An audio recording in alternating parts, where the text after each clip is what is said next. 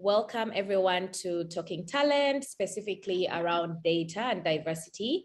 So in this Talking Talent, we are going to be talking about a data-driven approach to DEI recruiting. So how can we apply data in recruitment, but also more specifically into diversity, equity, inclusion, recruitment focus. So yeah, maybe I will start by introducing myself and introducing Accelerate that's hosting this event. So my name is Angela. I work as a talent development manager at Accelerate. And just to basically introduce Accelerate, we are a recruitment firm that offers different services to startups and scale-ups. So we offer embedded recruitment, sourcing, also executive recruitment. We also gave birth to a new product recently, which is Connect. So we launched that and we are very, very excited to have it on the market. But yeah, don't take my word for it. We also do have some of our speakers who are working with Accelerate, so they can also tell you a little bit more about us. But basically, we launched Talking Talent some time back, and the goal was to really have conversations around recruitment with people in recruitment, or for anyone who's basically affected or is involved in recruitment in any way or in any scope, so that we can come together and see how we can improve recruitment and turn it from an art to a science and really keep evolving this space. So I will get on to our speakers. So maybe just to tell you the agenda briefly. So we'll introduce the speakers. I'll let them introduce themselves, and then we'll kick off the discussion. We have 5 main questions that we'll want to discuss with the speakers, and then we'll have a Q&A session at the end as well. So feel free to put any questions in the Q&A box. It should be there. I already see some questions in the Q&A. I don't know if those are questions or comments, but yeah, feel free to add questions in the Q&A. And then if you just want to chat, feel free to use the chat function. So yeah, I will go on to our speakers. So I'll let you introduce yourselves in the order that's on the slide. So kicking off with, Anya.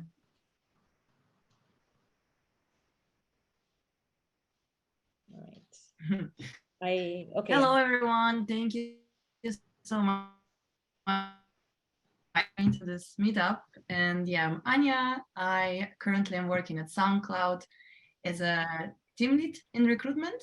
I hope my intro is okay, actually. Of course, it has to be lagging during the meetup. So yeah, and I've been with SoundCloud for 3.5 years now.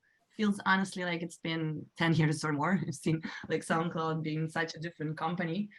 And yeah, in recruitment, in my team, we're really DI and data focused, but we still have a long way to go and grow and learn. So that's why I'm actually super happy to participate in this meetup, to learn from other people, and share them. That's it. Awesome. Nice to have you here, Anya. And yeah, we'll hand over to Fleur. Yeah, cool, thanks. Nice to, well, I want to say meet everyone, but I don't see you guys, but to meet the speakers.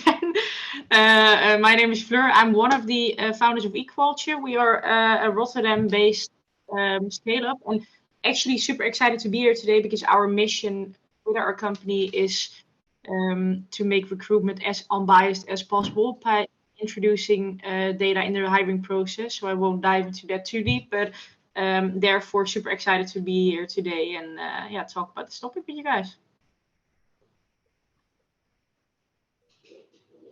Awesome. Johannes? Yeah. Hi, everyone. Very happy to be here. I'm Johannes. I'm head of talent at WeFunder, meaning I am both in the US and in Europe. WeFunder is a San Francisco-based company focused on getting startups investors and investments from normal people. I joined there this year, and my background's mostly in the Berlin and German startup scene overall. I worked at Blinkist and Finn in leading people roles before. And so hopefully I can contribute a little bit to the discussion today, but I'm most excited just to learn a little bit from the discussion as well. Awesome. Yeah, I'm really, really excited to be here with the 3 of you. So I'm hoping we can have a conversation. Really, that's how I view it about this topic, and really see what solutions we can, come up with, and offer our audience as well. So I guess we'll kick off to the first question, which is more of an introductory question. So what are your overall thoughts on DEI in the tech hiring space? And do you also have any examples of companies you admire? So this is more of an open question around, your thoughts around this whole DEI thing that we keep talking about in the tech space. And also, if there are any companies that you look at and you're like, I really like how they do this or how they approach this. Yeah, nice one. Well, maybe for me, if I may kick it off, I think what I definitely see in the tech space that there are obviously still lots of challenges when it comes to diversity, equity, equality, and inclusion. But having said that, I feel the other way around. We actually, as a company, work with a lot of tech companies, but also, for instance, a lot of enterprise companies. And what I do really see in the tech space in general is that there's really like a genuine desire to work on this topic and sort of work on it for the right reasons also, I feel. And I think in slightly bigger companies, sometimes it's also almost a sort of, we have to do it, so let's do something around it. And I definitely feel in the tech space that there are a lot of people out there that really believe that this is something they should be working on. And I think, if that's the right mindset to start with, that's already, I think, a reason to admire a company in the first place to work on it. But that's purely my experience. It's obviously not as black and white as I now describe it, but that is what I usually see in the market. I can totally echo what Fleur just said. I also think that, well, in my perspective, I've seen the sort of evolution of DEI from being something than just like people function does to being a business imperative, something that comes from the leadership. I think it's actually crucial for leadership to drive this instead of just the people team. Yeah, and like, for example, SoundCloud as a product, we have such a diverse user base that we can also build a product successfully without having people from so many different backgrounds working on it. Yeah, so it's also direct business impact. And for me, it's interesting, like now that we see what's going on in the market, companies are starting to also really watch their spendings, layoffs. So I'm curious to see how this will develop in terms of DEI, if it's still going to be remaining the priority or hopefully not going to go on the bit of background. Yeah. Yeah, from my perspective, and by the way, I'm reading the chat. It's great. Keep it going. Like everybody introducing themselves. That's really cool. But from my perspective, I think what we've witnessed in recent years is really a shift in the market, which was driven by the talent themselves.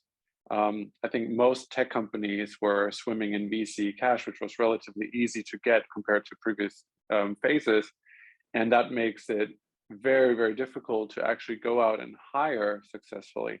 And with COVID, people have reevaluated their priorities when it comes to the workspace. So I think this is a great example of allyship that we've seen, that even people who maybe could consider themselves very privileged now pay attention to this and want to hear concrete and specific examples from company of what are you going to do to be more inclusive. And so I really believe that this change has been driven by talent in the market, and because companies are seeing it's very, very difficult to hire and retain people. And I'm very curious how this is going to go now, because the market has, of course, shifted a little bit. But I still think the structural difficulties are still there in the market, where good people are hard to come by. And I think we've seen a lot of lip service, though, throughout this period, where leaders and companies will say, "Oh, we're going to do a lot about it." But I think I'm completely with you, Anya, that ultimately it has to resonate and come from leadership. If leadership doesn't actually believe in it, it's going to be very easy to figure that out quite quickly, and then you're going to find that you're not able to retain people that you've brought on. I also want to answer the question in terms of examples of companies I admire. I think for me, it's really companies that have that story where the leaders were inspired to maybe start their company because they felt excluded, because they felt marginalized. And I think Bumble is a great example where you have a founder, a female founder who started because she felt, she went through a sexual harassment issue at her previous company.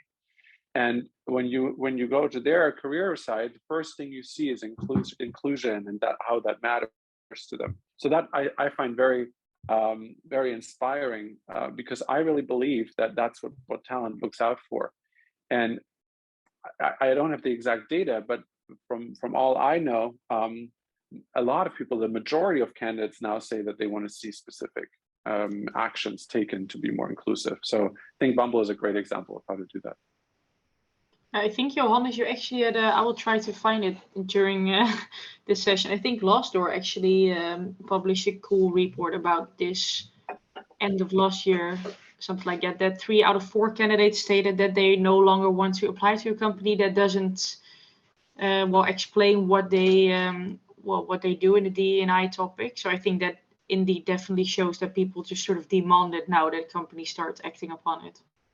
Yeah, and it's also like really cool what some companies do, like if we talk about DEI and recruitment, and creating a diverse top of the funnel is only one piece, right? You need to also, of course, create a culture that's inclusive and where everybody could strive. And when it comes to recruiting, like some typical activities are sourcing already like accomplished women, non-binary people, bringing them to the company.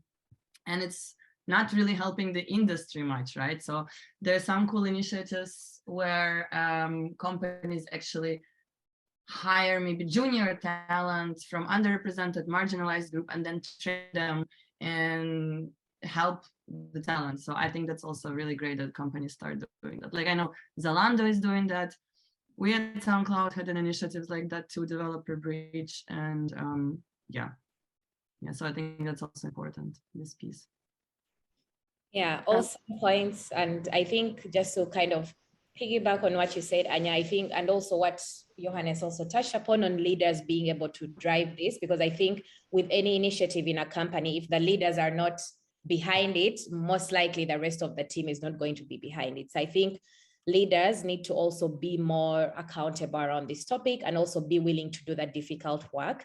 Because like you said, it also goes into being vulnerable as a company and saying, okay, we need to go back to the ground, on this topic of DEI, and maybe hire more junior talent, and maybe, upskill them, or take more time on hiring, or maybe really go back to our, kickoffs and really look at, okay, who do we have in our team? Where do we lack in terms of diversity? So yeah, I think companies need to be willing to do the hard work, basically, to push on to this. We do keep the comments coming. I see a lot of comments here and there. So we really keep on with the conversation in the chat as well. So yeah, we'll move on to the next topic.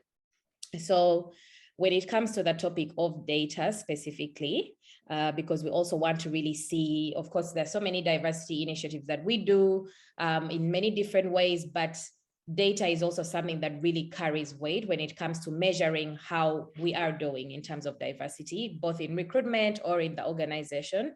So how do you see the evolution of the usage of data in recruiting from your perspectives?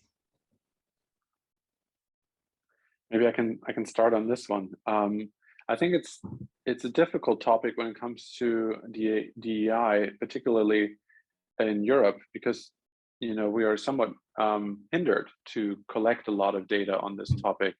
For example, at Blinkist, we were trying this out for a while, where we had a completely optional form included with the application form, where people could tell us, if they identify as a woman or a man, if they identify as another marginalized group, because we wanted to get anonymous data on how does our applicant pool actually look like.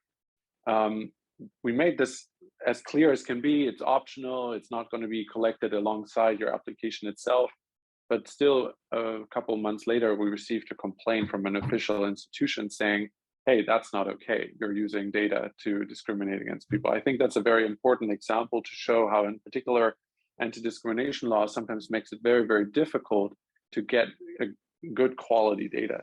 So what I think we should do instead is focus on data from our existing employee base that we can more easily have, especially when it comes to perceptions, right? So perceptions of how inclusive do you feel our organization is, perceptions of how much do you feel like you belong to our organization, and then kind of trying to identify, are there groups that feel less like they belong versus others?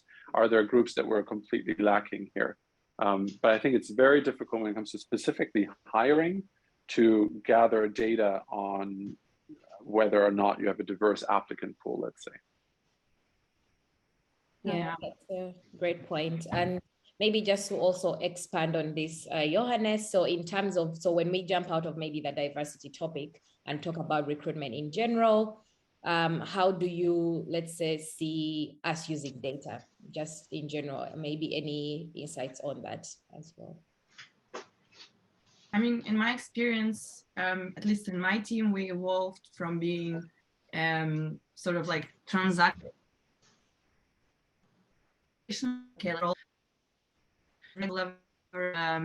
data, KPIs, metrics.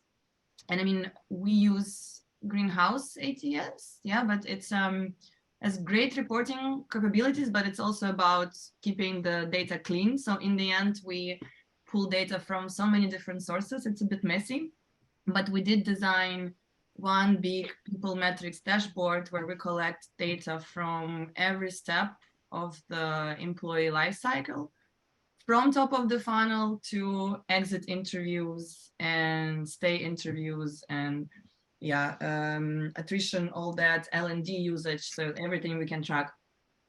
And then we also have weekly reportings. We have monthly or quarterly meetings with our leadership in engineering and company-wide to talk about what we're seeing, what kind of trends, bottlenecks, challenges, how we can overcome this. And it really, really helps us make better informed decisions. We also used some candidate experience software surveys, which has been really actually eye-opening. And when it comes to DEI and data, we do ask some demographic questions, which are totally voluntary. And of course, in Germany, it's very restricted. Yeah, we can mostly ask about how people self-identify. But we also try to collect data on sources of applications. So for example, we say, okay, maybe if we post jobs on women who code a power to fly, let's see how many different applications we get and how it impacts our funnel. But yeah, like shortly, I think I've seen in my team and also on the market evolution and moving to more and more employing different strategies based on data, employing KPIs, benchmarks, and yeah, that's it. Awesome. Thanks for sharing, Anya. So then Fleur, do you have any input on this topic? Yeah, definitely. I think it's an interesting question because I look at the whole data question a bit differently than Anya and Johannes, I think. As in, I see it as a broader thing because with data in recruitment, we obviously touch upon a lot of things. So I already saw Ben, I think, in the chat saying something about, well, it's interesting to also measure where candidates might drop off in the process and whether we know what kind of candidates we are talking about then. And it's obviously super important to start inside out and see, okay, what's happening inside of the company. And Anya, you already mentioned, of course, like candidate experience is a big thing. Like how can we quantify all the feedback that we get from candidates about the way we structure process? But I think the last point that I didn't really hear yet, but that's maybe also obviously because it's something that we work on as a company, like we built gamified assessments for the recruitment process with the goal to use data in the first place to select the right candidates from the beginning. And I think that might be also I think that's also a very important part of the recruitment process when we talk about data, because I still think that the information on which we evaluate candidates is still very subjective, and it's obviously very interesting to understand what kind of people come to your roles in the first place and apply to your roles. But I think it's also important to evaluate on what kind of data points you then base your decisions upon. And yeah, for me, that's also a very interesting part of how to leverage data in recruitment to make it more objective and less subjective and based on gut feeling in that sense. Yeah, great point. I think just to also add on to what you said, so one of the companies I was working for in the past, how they did it was they used to measure how many applicants from the, let's say, underrepresented groups would pass through that, let's say, second stage of the interview process. So in that way, we would know, okay, what do we need to improve then, or how are we attracting candidates? Do we need to change our employer branding? Because that's also another thing companies don't think about when it comes to diversity recruiting. Also, employer branding matter, because I won't apply to a place that from that website I feel that I might not fit into this place. I think really also thinking about your brand and how you're attracting people coming in. I also wanted to highlight one note from our audience, from Jimmy Brightwell, I think, on what Johannes was talking about in terms of collecting data. How do you master that? So Jimmy Brightwell, I think, from ably.com mentions that their recruitment team collects recruitment data but anonymizes it completely. So not even the system admin can see the information. So they've done that to prevent any chance of discrimination. They instead use the data to see trends, like what groups are applying or progressing, at least, what countries are most applicants coming from, or what roles have more male applicants or female applicants, etc. And then they look at how they can overcome these barriers to increase diverse candidate attraction. So that's also just a note from, I wanted to highlight from our audience. And yeah, thanks for sharing. If I can touch on that, because yes. I think I want to make sure that my point wasn't misunderstood. I think what that goes to show, so in our case, right, we did the same thing and received a complaint, an official complaint about it. And I think what that goes to show is that when it comes to collecting data on this topic, we're also dealing with how is it perceived by the applicant pool in the country that you're generating applications in, right? Because I think at least what that showed me was that a big part of society does not believe that we should collect that data, that it should not matter, right? Like this belief of like, let's have a blind hiring process rather than actually knowing what people's identities are, and that would lead to the right outcome. So for me, that showed me that there's at least enough people so that you would get an official complaint that think, hey, the hiring process should be blind. You should not make decisions at all based on identity, even if it's anonymized, right? I thought that was really, really interesting. And I think that's a debate that we need to have at some point, whether, like I always like to say, the result of an individual hiring process might not look like you want it to look, right? Like the result of an individual hiring process might still lead to a male, middle-aged white guy, right? But we have to look at all hiring process as a whole. And if we're overall making process, I think that's important. And I think that's sometimes what I hear in discussions also within the organizations that I worked with, that then, people that are maybe guys in the junior position are saying, hey, is this not blocking me from advancing here now, right? So I think that's a discussion that we need to have. So not to destroy the allyship that helped create this trend in the first place. I'm not saying they're right, but we need to address it. And that's something that I feel like we learned the hard way at Blinkist in that sense. Yeah, great point. I think with DEI in general, it's still a very, the topic is very broad and it's evolving, and it's almost hard to find one perfect answer for it. But I guess that's why we have to keep on having these conversations as well, to really figure out how we can navigate these specific topics, especially in terms of data, how to collect data without breaching trust or breaching how people feel about their data and so on. So yeah, let's go to the next question, just to be mindful of the time. All right, so in what ways have you applied data-driven recruitment to DEI hiring in your company specifically?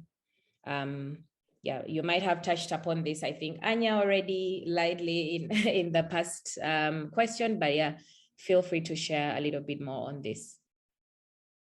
Yeah, I mean, in the team, we do have, or we're still working on establishing some KPIs when it comes to DEI.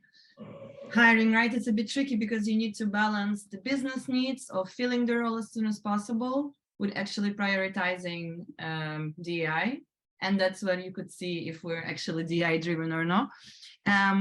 We do a lot of things when it comes to diversifying top of the funnel. That's where we can actually influence, right? So like active sourcing and posting roles on different, posting our jobs on different resources, like I mentioned Power to Fly, Women Who Code, and just looking at the numbers we get.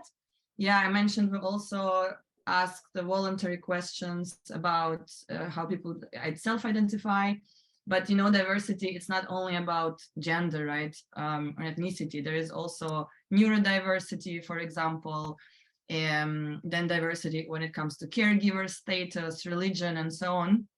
So it's really hard to track these things. But we did have also a great commitment with leadership, that for leadership positions, for every 3 people they interview, 1 has to be woman or non-binary. And then that should to our quite into also and gender and ethnicity.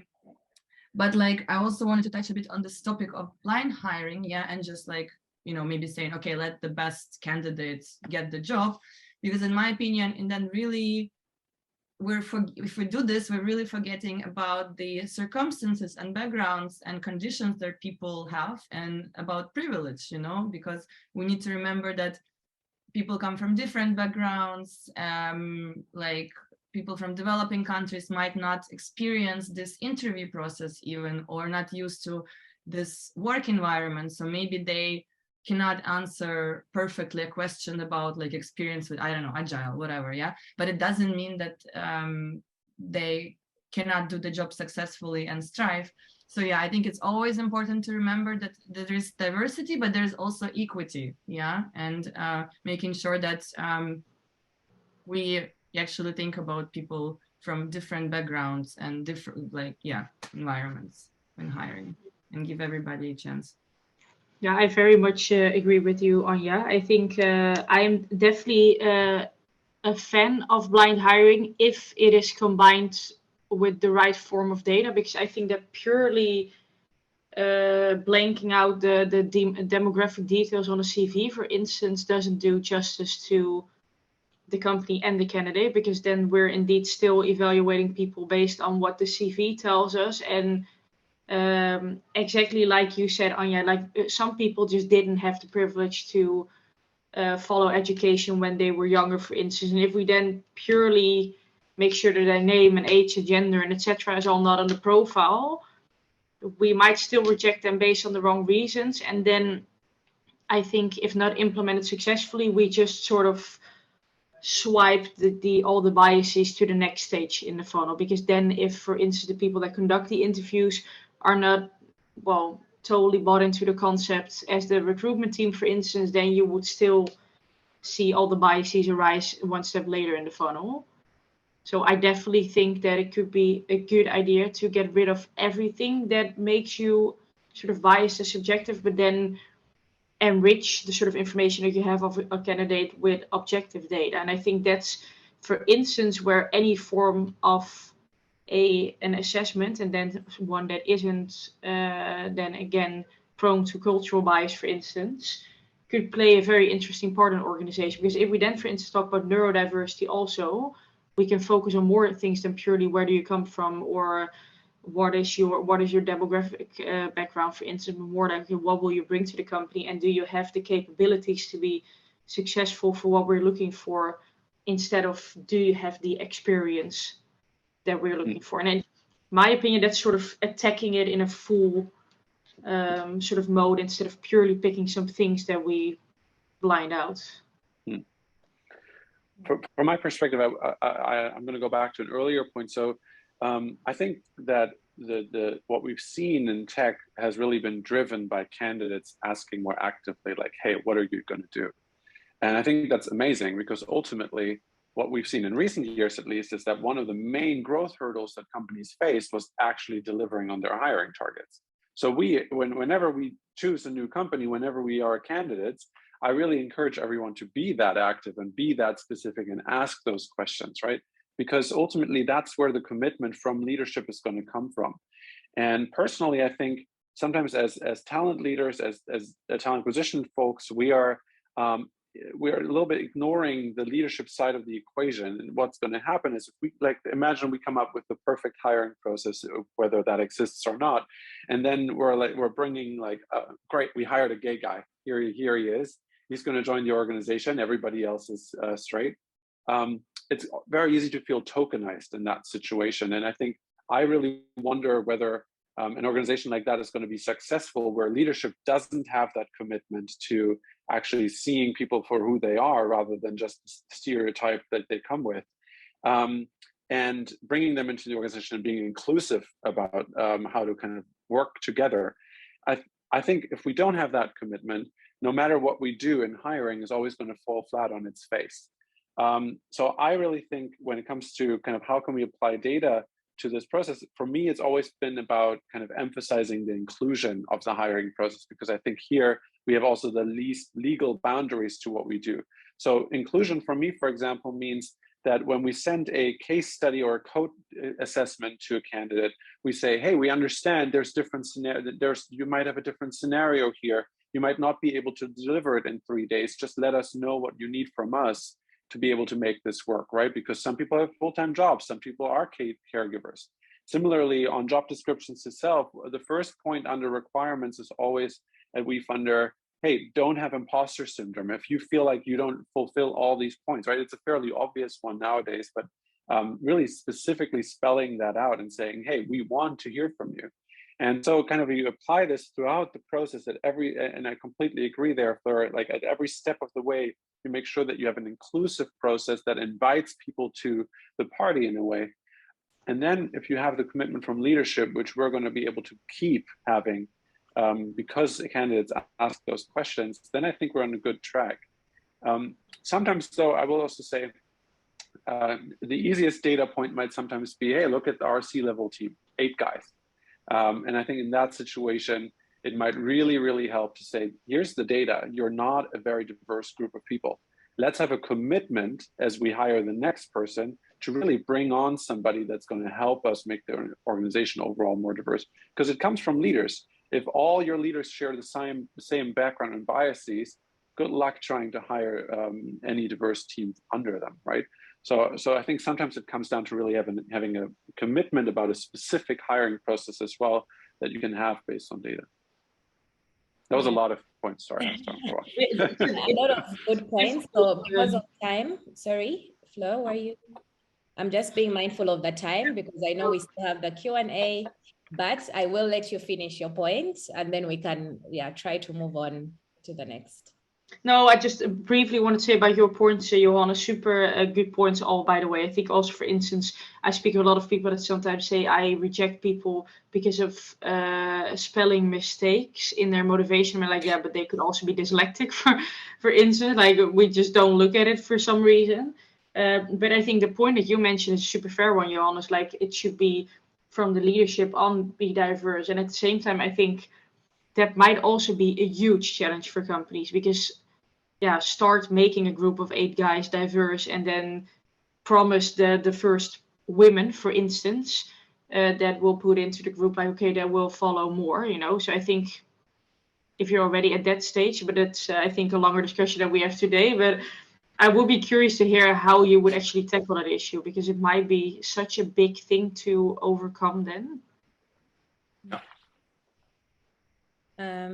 Okay, so I will definitely, I want us to keep this conversation going for sure. Too bad that we are so constrained by time, but I wanted to say one thing based on what I think you all mentioned is creating inclusive interview processes. So I think for me personally, for instance, I'm not someone, I don't come from Europe, for instance. When I moved to Germany, there were so many references that people made that I probably wouldn't understand because they're not part of my culture. So I think even when we interview, really making sure that interviewers are trained to be non-biased. So doing non-biased trainings with your teams and really making sure they're asking questions with examples and references that are at least quite universal. So if you ask someone, I don't know, maybe could you, explain something, and you expect them to explain it in one specific way. So that's also not diverse. So really being open with that in the way we do tasks that we send to candidates as well, I think is really important, how we evaluate them.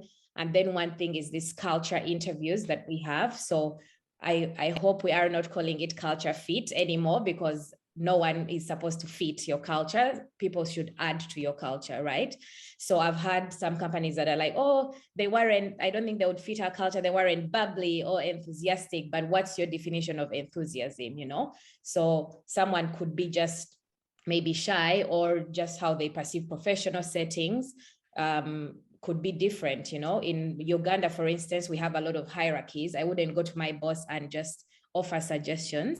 So it's something that I've also had to deal with, to be more objective, to be more, candid, and I'm still working on it. But we also have to keep this in mind, that not every candidate is going to come across the same way as well. So yeah, I just wanted to share that part.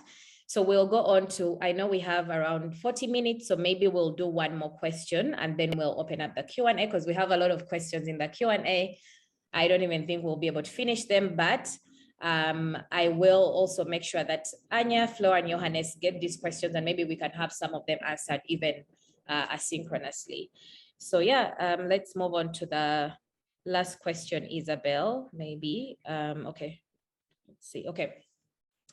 So what were some results that you have seen with taking a data-driven approach to DEI hiring in your company? I can speak on this. Two things. So 2 examples. At Blinkist, I think we've really seen amazing results. We did quarterly engagement surveys. I think it's quite standard to do. And we went from, and this was before my time, but we went from an organization where a lot of people were really like internally saying, hey, we're not taking this issue seriously enough, to that being one of the strongest points that we saw in our engagement surveys. And we actually saw that we were able to bring on female leadership, and we changed the way the organization looked in many ways. And when I first started at Blinkist, we unfortunately had one person leave, and she was a Black woman who was a leader, and she said she oftentimes felt marginalized and pushed into the picture whenever there was a team picture and so on. And I really hope that when I left Blinkist, that she would have had a different experience if she had stayed. At WeFunder, where I currently am, it's a quite different story. And I have to say, like, I specifically did this, like when I was interviewing, I went through the pictures and I counted how many women are there. I asked them for their org chart. I was like, hey, I want to see, how diverse are you already? Because I wanted to see that commitment. And what I see at WeFunder is we're far less about those like rule-based approach, but WeFunder has over time brought on amazing juniors and given them a shot to succeed. And I think what we've seen at WeFunder is the process was inclusive because leadership wanted it to be, not necessarily because someone educated them about it or because they had a great recruiter or anything like that. So quite different experiences there. I think at Blinkist, we really had a journey, and I give a lot of credit to Merchant, who's still working there on this. And at WeFunder, we started from a different place. And I sometimes feel like it might be the US already being a couple of years in advance there than Germany. I definitely think, Johannes, that they might be way further already on the topic. I always feel like they are already talking about it at least 5 years longer than we are doing here in Europe for some reason. When I speak for our company internally, although I think, again, we might be a very weird exception here, because our goal is to make recruitment unbiased, so it will be very weird, of course, if we would not have been a diverse and inclusive company.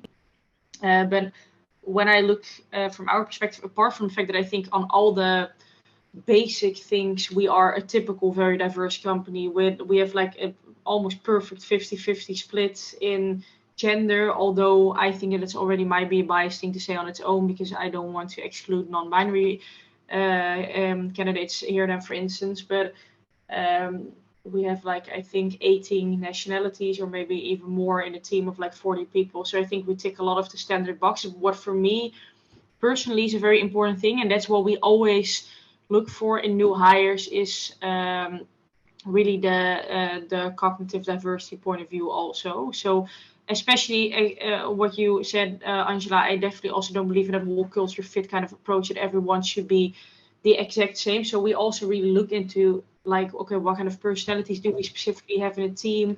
What kind of working styles, etc., and what will be a great addition to the people that we already have in the team, for instance, and make sure that on that spectrum we also become as diverse as possible. And I think for me that might be even more important, as weird as it sounds, than all the demographic details that we also report on, because I actually love the whole idea about cognitive diversity, that it hasn't anything to do with where you're coming from, but purely what can you show us and what kind of capabilities you bring to the table.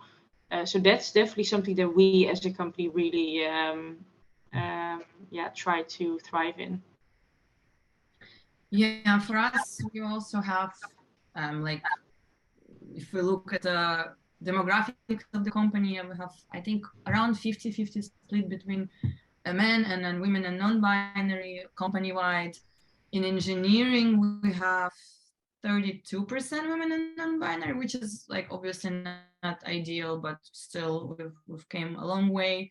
And in our leadership in the C-level, we have we have 25% women, but one woman, and people from different ethnicities and sexual orientation. But I think also this having more diverse team then led to different achievements in terms of company culture and environment. Yeah, so people started pushing like, okay, let's do gender pay gap reporting, which we're doing. Let's have mentorship initiatives, yeah, where execs needs to take a couple of mentees and coach them each year. We have regular DEI seminars, so more like purely educational purposes, but it's also super important, I think. Yeah, this traineeship program we're doing. So basically what I'm saying is that once we started looking at data and making sure we bring diverse pool of candidates, it also affected us building better inclusive culture, and led to all kinds of different events and initiatives that may be hard to quantify, but yeah, they're making a super positive impact in the end. Awesome. Thanks a lot for sharing. So I will just jump into the Q&A here so that at least we can get some questions answered. And yeah, maybe we'll have a follow-up event. Let's see. I will try to see if that's possible. But thank you so much, Anya. Thank you so much, Fleur and Johannes, for all your insights. So I will ask the questions maybe to one specific person just so we can move faster. And let's try to keep it maybe 1 minute per question if possible in this case. So the first question is, what are practical steps or actions that have worked to push leadership to understand the effect of and work on prioritizing DEI? Maybe Johannes, you could give some input on that one, as you mentioned a little bit about that leadership aspect. Yeah, I think a big one is I really liked this one, which was just like, what I want to call is maybe like talking hours or something like this. But basically the idea there is to get everyone on the leadership team to open up and allow themselves to be vulnerable in front of the company. Talk about experiences that they might have had where they felt in a position where they were less privileged, less in power, less in charge, right? Why that, in my opinion, really helped is because it kind of allowed them to kind of emphasize more when it comes to then candidates who might feel that way. Because I think very often when we were interviewing, I would try to explain, well, you know, maybe she just wasn't that bubbly or whatever because she was a caretaker or whatever, right? Like kind of like trying to explain it. And I think empathy and perspective taking is really, really important. So that's where I would start. Great, thank you, Johannes. And the next question, maybe this would be for Anya. Which ATS would you recommend for DEI hiring and data reporting? Which features in particular would help identify and support diverse candidates through the process? Yeah, I mean, I had experience with few ATS. but maybe I'm a bit biased towards Greenhouse that we chose years back and started using. So it has great, not only reporting capabilities, but also cool features like candidates can record how to pronounce their names. So then recruiters, you know, right away address them in the correct way. They can record their preferred pronouns. And in terms of features, like, yeah, like what I was mentioning before, setting up this voluntary questions about some demographics that you want to track. Again, in Germany, it's very limited due to the law. And also maybe track where your applications are coming from, and then look who actually makes it to the final stages and why, right? Like think about why, because for example, once we had this really, really long take-home challenge for engineering, and then we looked who actually is completing it successfully. And as you can guess, most of the women and non-binary folks, for example, just drop out, as they're often the primary caregivers, yeah, and just don't have time to do this. So like looking at this data can also identify where the processes are not actually inclusive. But yeah, I hope this answered the question. Yes, yeah, I've also worked with Greenhouse. I like Greenhouse, maybe I'm also a bit biased, but I also like that it had that diversity feature on pronunciations. And I think also the reporting is good. It's a bit expensive, but I think if you are a larger company with high hiring volume, maybe it could be a good one. Actually, a good point. I didn't think about the pricing, yeah, but yeah, I hope there are better like options that are more price friendly for smaller companies. Right, and then the next question, maybe Fleur can answer this one. You've mentioned focusing on data from internal employees. How do we even start collecting data? What are the dimensions we should ask? What do we benchmark against? No. Oh, good question, because again, like for me, data is a very big word. I think from a couple of angles. I think the most basic one is obviously whether, if it's possible, of course, to at least know from your current workforce, like, okay, what kind of people do we have in the company? Where are they coming from? And what kind of, well, aspects, when we look at demographic details, are we diverse? And in what kind of aspects aren't we? And I saw someone in the chat, by the way, I don't know who, but that, for instance, age is a problem within the tech industry. I definitely think that that's the case. I mean, we're also very guilty to that. We're also a group with very young people in general.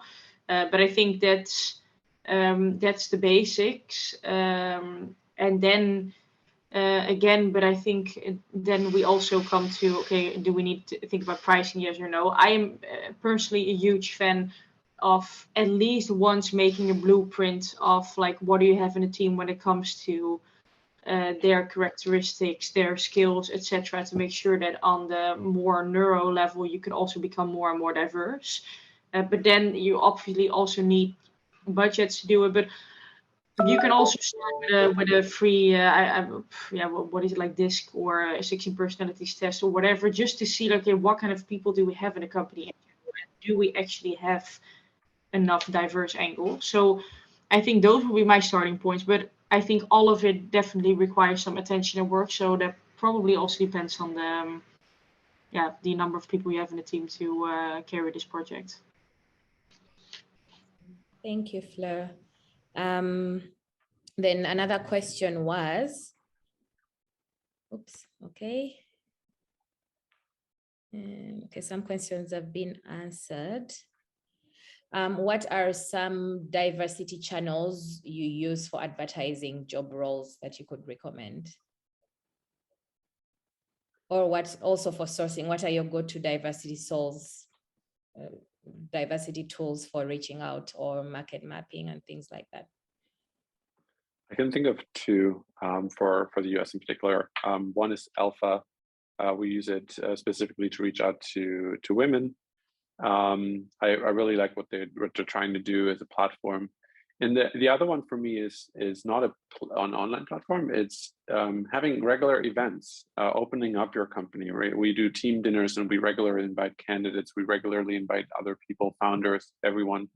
And that's been a massive source of just kind of like allowing our team to get to know people that then later on we might hire. And we specifically reach out to people, for example, on LinkedIn and so on, to try to have a diverse group of people coming to our dinners. And we've hired numerous people this way over the past. Someone also wrote Black young professionals, and yeah, awesome. So we have another question. When companies are selecting key third-party recruiters to work with, how much emphasis do they place on DEI, and why is DEI often viewed as a factor that will create a longer hiring process? Could you repeat the first part of the question? Sorry, I didn't hear it.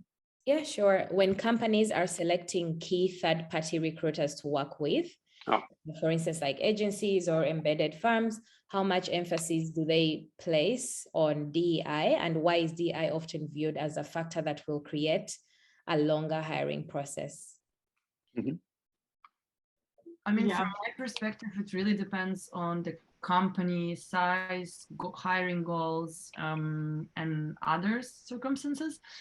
For us this year, I think the only agencies we worked with had DEI focus. Yeah, because we always need support in that space.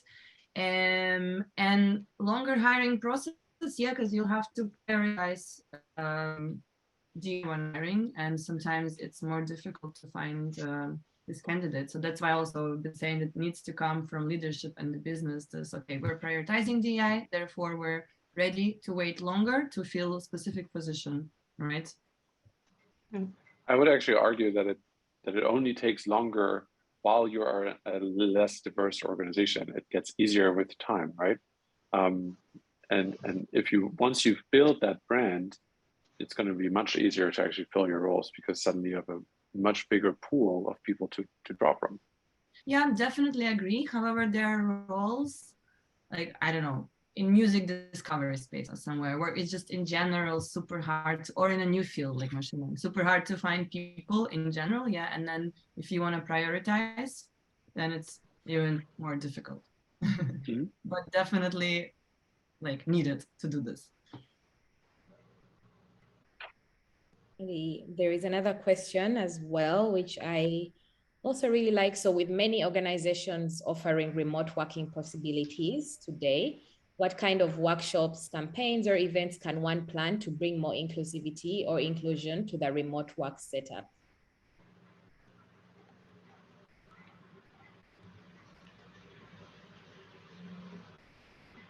Maybe a controversial point for me, but I personally don't believe that remote work, which is kind of heralded right now as like our key to unlock diversity, I don't think that's going to work. I think what we've seen in the last 2 years is that especially people that have less experience find it much more difficult to actually gain experience and to climb the ladder. If you're already experienced, great. But I think it's difficult to build a culture remotely that really allows people to learn and grow in the organization. I would, sorry, did someone? Yeah, no, I'm thinking about it. I appreciate the honesty though, Johannes. I don't necessarily think that I agree with you though, but although we don't have a full remote company, so at the same time, I also definitely don't have a full saying in this discussion, but I do think that it can work for people and that people can also grow and learn in your culture. But the question itself is a very good one indeed. So I don't necessarily have an answer to the question that Angela just asked, like how do you make sure then that it's inclusive? So that's a very good question, but I'm not necessarily negative that it can't work. But I think that's again also something that really should come from leadership. But what I do agree with you, Johannes, though, is that remote work shouldn't be a sort of issue or solution for the problem around diversity, because I also don't see it that way. But I think it should and could be an inclusive environment. I would say, to add on to just to make sure I got this person's question correctly, I think there are many things, because we work in a hybrid company as well, so we are both remote and on-site, but I think there are many initiatives companies can do to make sure that they have an inclusive remote work setup. So this could be done through benefits they offer, for instance, like, I don't know, internet packages for maybe people who might be working remotely in countries that don't have very fast internet, or remote setup budgets. This is already something that I think is also part of inclusivity. Maybe thinking of benefits for parents that are working remotely with children, if the company can, find some way to support that, or, offer some sort of help with, things like that. So I think there are things that organizations can do to make people feel more comfortable within themselves working remotely. But I think if you're talking about campaigns or events, I guess remote events in this case. But yeah, I think as a company, maybe thinking of your employer brand and offering different things that can support different people from different backgrounds, if possible. Yeah, and just to add one thing, I'm not sure if we mentioned already in this meetup, people who are not able-bodied, and I think to include them in the workforce in tech, remote aspect could be also really crucial, right? To give them opportunity to work remotely. Awesome. All right, so maybe one last thing before we conclude, which is a question to Johannes. You mentioned a tool called Alpha. Could you please repeat it or write it in the chat? Because someone sure. Yeah, thank you. Will do. All right, so we have 2 more minutes. Maybe I can get one more question answered. Okay, how can companies maintain the balance between promoting and valuing DEI and tokenizing diverse or underrepresented employees? So how can companies, I guess, promote DEI or value DEI without making people feel like they are the token hire or the, yeah. From my perspective, every communication around the topic has to start with, we do not believe that underrepresented groups are inherently less qualified for the jobs that we have at this company. I think that's really, really important to make clear every single time that whatever you're trying to do, you're not trying to do it because you think women couldn't succeed at the company. You're trying to do it precisely because you believe they can succeed at the same likelihood as everybody else. And therefore you want to create a more inclusive process. So that would be my answer to it. Thank you, Johannes. I would say also making sure you have the right setup already in your company to accommodate people from different backgrounds, because I think what happens is that companies are like, oh yeah, we want to do diverse hiring, but internally there's still so many things that cannot accommodate people from different backgrounds. There's still so many things that need to be solved. So I think also working on that internal aspect, on the leadership aspect, getting everyone on board. And then when you hire someone and they join, they don't feel out of place, or they don't feel like, okay, I'm definitely the one, hire, supposed to be the diversity hire. And yeah, so it's one, we definitely, ran short of time, but I think we also were able to have some really, really insightful conversations. I want to say a massive thank you to Anya, to Flo, and Johannes. Thank you so much for really, offering your time and being open, transparent, and also vulnerable enough to have a conversation about this topic. It's not an easy topic, as we've seen. We're still figuring out so many things all together. I also might have maybe a couple of questions, which I will maybe send Anya, Johannes, and Fleur to get them answered, anonymously, and then we'll send them over. So thank you for everyone that has attended this. If you need any, if you have any questions around Accelerate or Talking Talent, please feel free to reach out to me or Isabel, who's also hosting together with me. Our emails are also in the event. Thank you, everyone who also participated in the chat. This is the most late chat I've been in, I think. I think there were so many, very, very insightful conversations there. So thanks to everybody. And I wish you all a nice rest of your day and week. Yeah, take care. Cool. Thanks, everyone. Thank Take you. care.